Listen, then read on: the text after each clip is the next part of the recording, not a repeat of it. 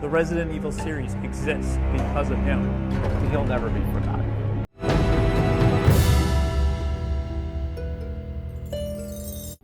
This is Brian with ScreenFiles.com and Trailer into Reaction.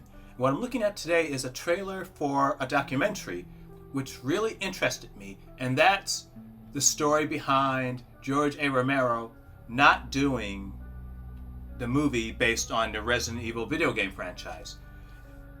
This has always been weird to me because he is the zombie person, and that's not to say that Resident Evil is about zombies in particular.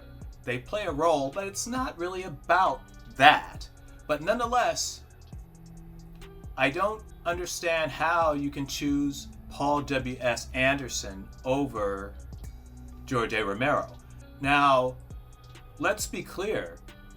Resident Evil was one of Paul W.S. Anderson's better movies, which is more commentary on him as a director than anything else. But I was always mystified on how that decision could have come to be. So let's look at the second trailer for George A. Romero's Resident Evil.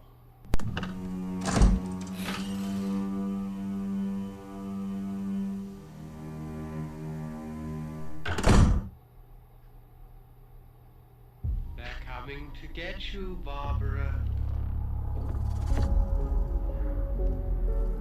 Yeah, they're dead. They're all messed up.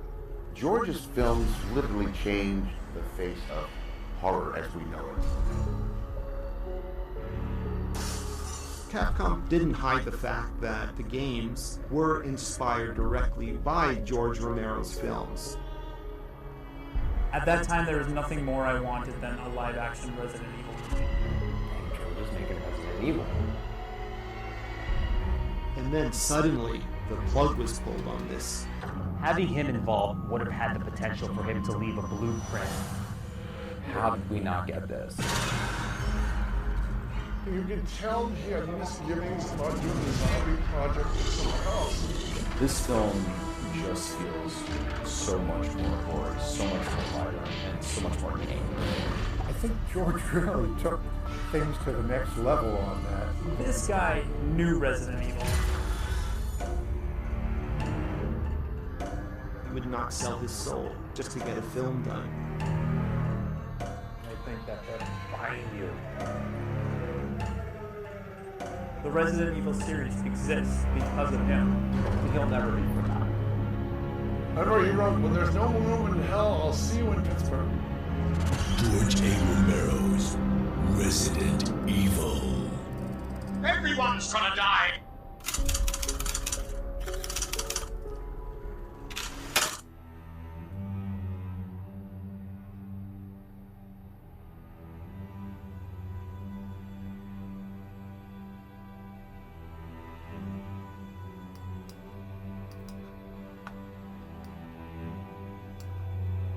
Well, that was the second trailer for George A. Romero's Resident Evil, and this looks to be a fascinating documentary. God, I want to say directory so bad.